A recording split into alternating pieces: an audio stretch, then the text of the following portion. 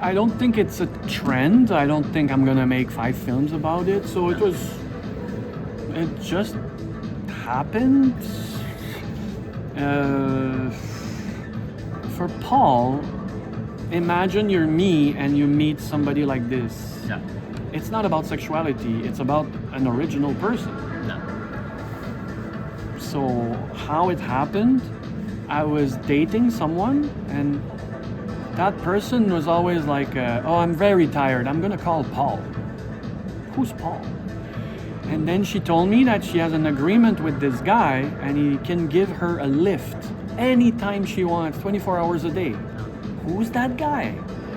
And then finally I found him, he came to my place and he told me his whole life story. So when you hear something like Paul's story, I want to make a non-judgmental documentary about an original person.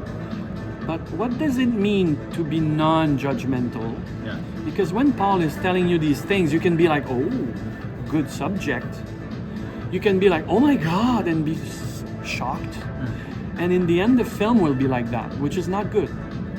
What helped me is that I have, let's say, my basics, not a pro, but BDSM world, swinger lifestyle, all this stuff, I know a little. So when Paul is telling me his kinks, I'm just listening to him. Oh, interesting. Oh, yeah.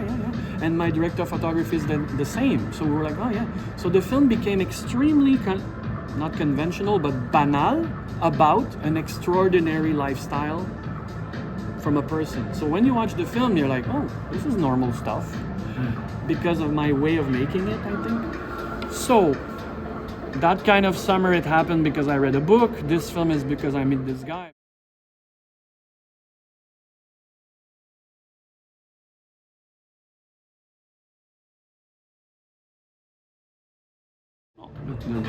The question is large, but I love to simplify these complexities that you just put in your question.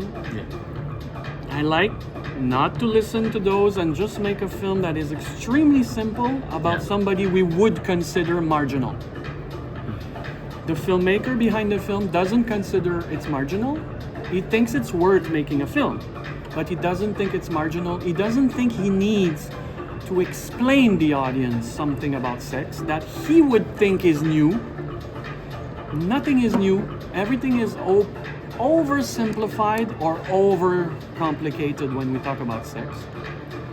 And I like to make these films just like, hey, look, it exists. And for 90 minutes, I'm going to show it to you. Do what you want with it.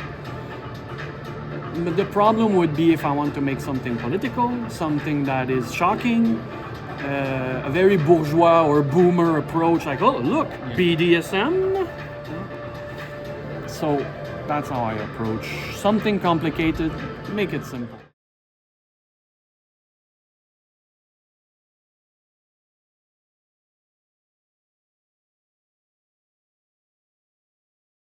There was somebody before you.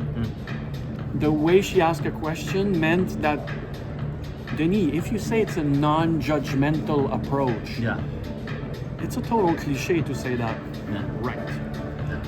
I should stop saying it. People should stop writing it because we make so many filmic choices that it becomes political and it becomes a judgment.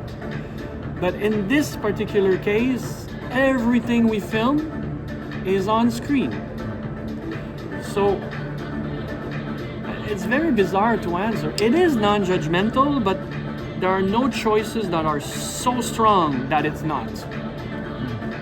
So I still think it's non-judgmental, but I think it's a cliche to say it like that. Okay.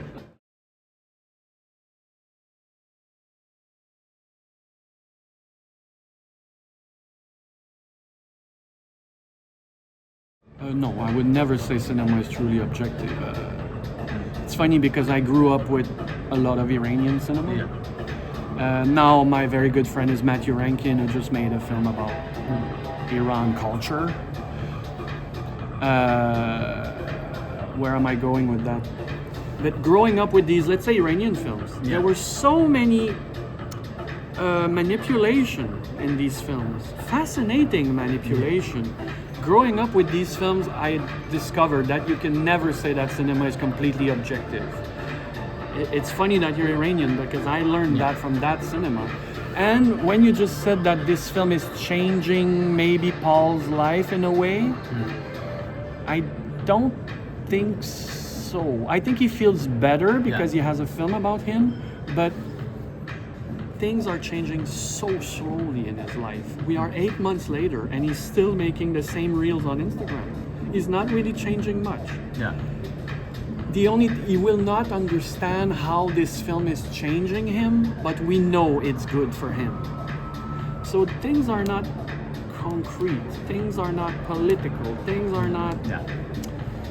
And of course, subjectivity is everywhere.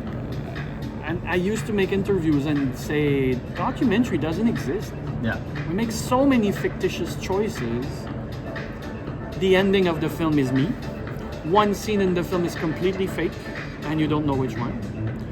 The burlesque dancer, completely organized by me. So you can feel that it's a documentary made by someone who's obsessed with fiction. And a director who is afraid that the whole film will be about Paul.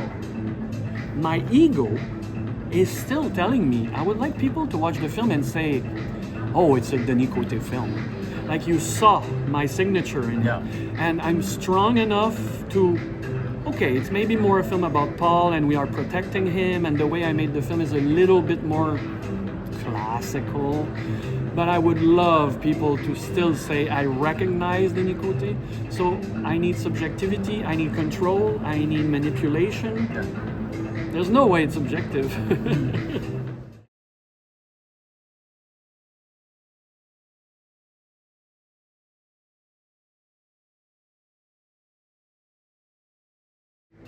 Things I would change is I didn't know the subject of our relationship with image would be so strong in the film.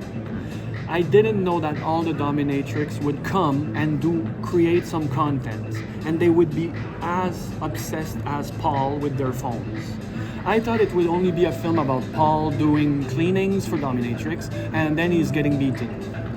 But suddenly the anxiety is even with the dominatrix. The way they use their phone, the way they are not controlling, but using Paul for their own content, that surprised me live on set. So if I knew that they were all like that before making the film, I would have made something a little more complex. And then it's a film I made right after I had my kidney transplant. So I was like, hey, we need to do something quick. And I'm always like that. So the films are not always well prepared. Yeah. I'm fascinated by my subject. The camera is fascinated. We make it quick, the film is over. Because I think the film is interesting because it's we didn't prepare anything. And that's a quality. When you over-prepare your projects, they kind of die along the way. So your question, would you have done something different? Let's just say no, because I like the impulsion of just doing a project. So sometimes you can be wrong, sometimes you can miss something, but I'm fast. I made 16 films in 20 years. You see, I talk fast. I think I want to keep that impulsivity when I work. And it's when I give interviews that sometimes a person like you will open doors of comprehension of my own films to me. I used to be a film critic. Our job is to give intentions to films. But most of the time the directors are like, what? Because our film is here. Yeah. But you have and you're helping me understand my film. That's why it's a job I respect. It can be hard to read a bad review or somebody accusing you of something. But film criticism will always help filmmakers see new things about the films they made. And that's why I think I never say something bad about film critics because I did that job. But when it hurts, it hurts. You have to live with it. Yeah, exactly.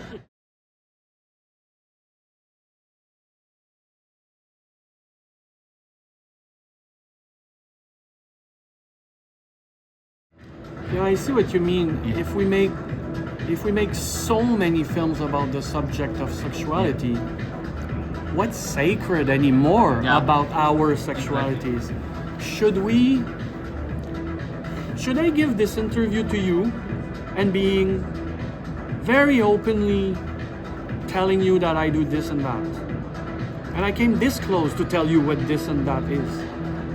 Or should we just keep our sexualities to ourselves and that is beautiful about sexuality?